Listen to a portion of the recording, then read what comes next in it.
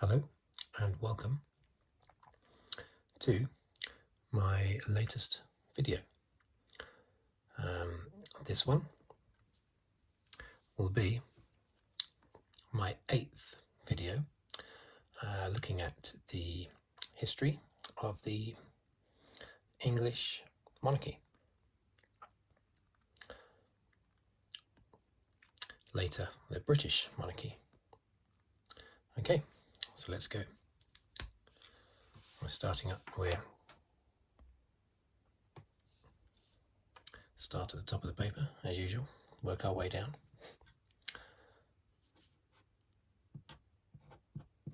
Today is all about Edmund Ironside. I don't know why I put a capital R in there, but it doesn't matter. Edmund Ironside, sometimes known as Edmund II, because there was another Edmund. You might remember in my second video, Edmund the Magnificent.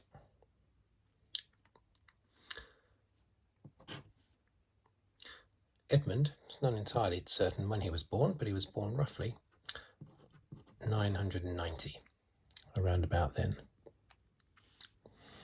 And he was the third son of previous king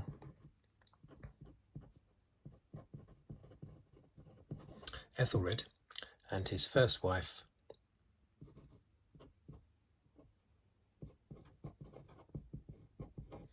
Ælfgifu. Now between them, these two had 10 children, believe it or not. And they were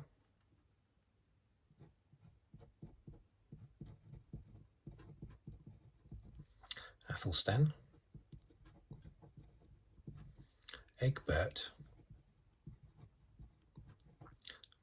Edred,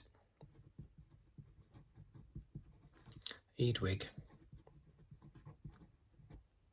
Edgar, and of course Edmund. Now Edmund was actually in there because he was the third oldest. And there were 4 sisters as well.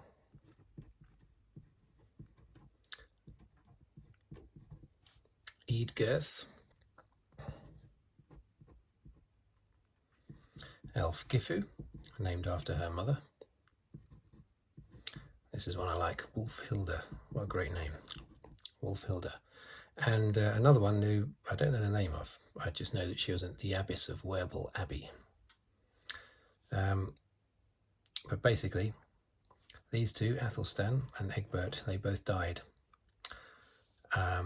before their father Aethelred died. So that left Edmund, whose name I should have put in there, but I didn't. Left Edmund Ironside, the next in line for the throne.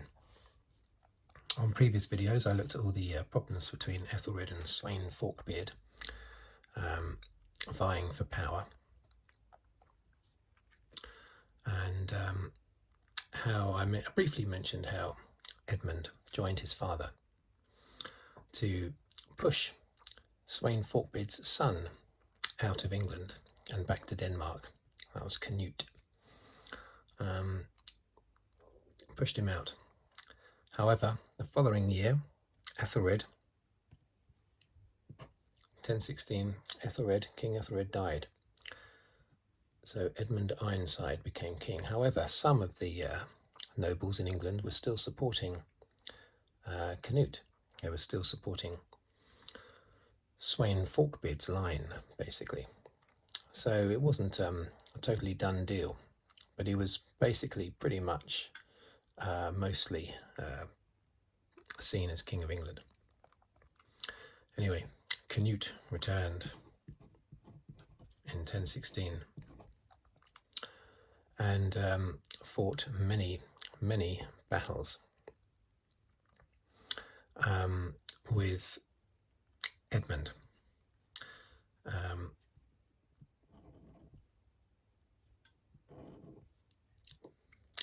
Lots of different battles all over the place, lots of sieges, lots of broken sieges.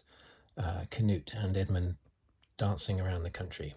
One of them would attack somewhere, the other one comes and relieves the siege, and then that one goes off and attacks somewhere, and the other one goes and relieves the siege.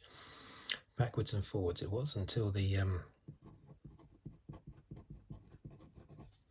Battle of Assendon, which was actually won by Canute, but not in any majorly decisive way.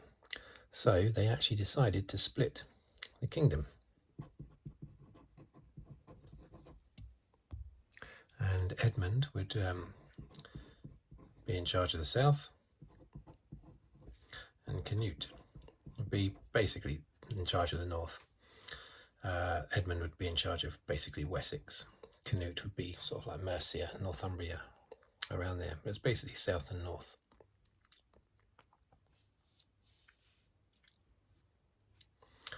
Now, his reign actually began on the 23rd of April 2016. That's when his dad died. But it ended on the 30th of November 2016, unfortunately. He had a very short reign. Seen as a great warrior king, similar to Alfred the Great, managing to fight off the Danes, basically until he died. We don't know how he died. Some people say he was murdered, some people will say he was murdered on the toilet. But there's no actual evidence for that. He probably just he could have died of any illness back then, of course. Or he might have died from wounds that he incurred in one of the battles. Who knows? But just going back a little bit to his mother. His mother, Elfgifu, she died in 1000. So Aethelred remarried. And he married Emma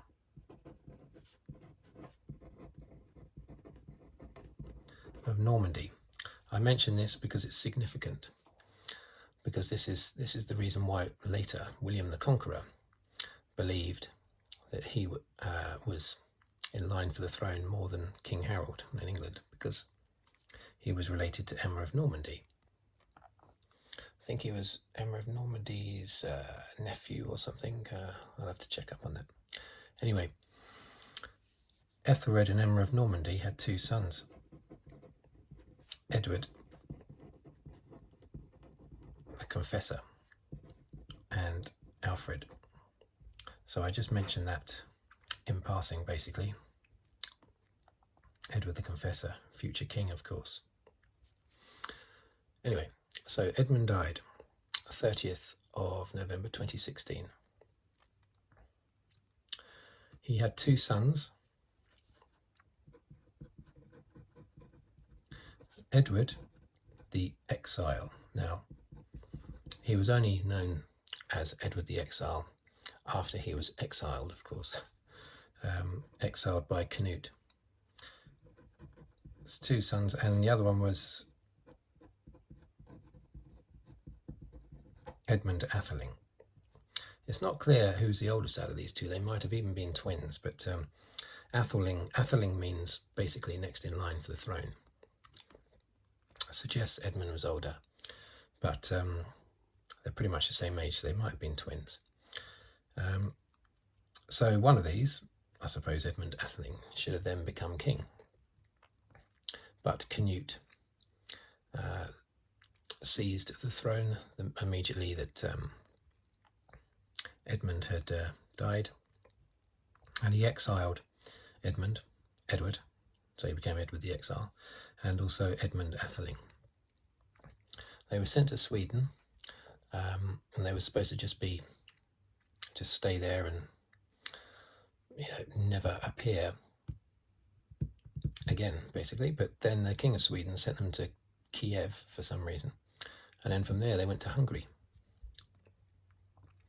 and they lived in Hungary for quite some time. And then in 1057, Edward the Exile returned to England triumphantly, only to die moments later. Now that basically. Edmund Atheling had already died, much younger, in Hungary. But Edward the Exile's son,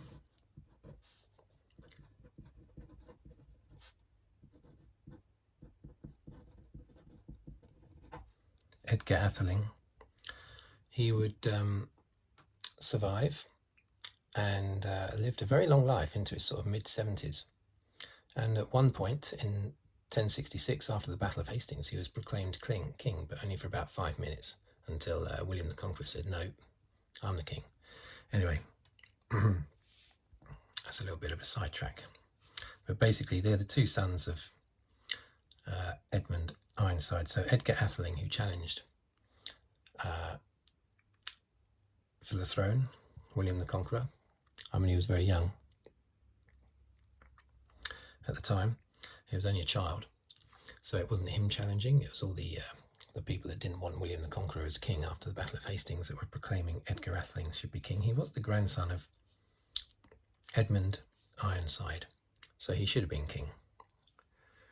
All the talk is, should it have been William, should it have been Harold, who was king after the death of Edward the Confessor? William and Harold fighting at the Battle of Hastings, really, all along, it should have been Edgar Atheling that was king. But he was only a child. But he lived a very long time, up into the, at least until the mid-1100s, or into the 1120s anyway.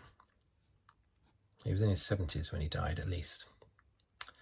So there you have it, Edmund Ironside, a warrior king who reigned for a very short period of time, fought Canute, who was the invading king, if you like, the invading pretender. He was the son of the previous king, Sweyn Forkbeard, but he was an invader as well, from Denmark, who only reigned for a very short period.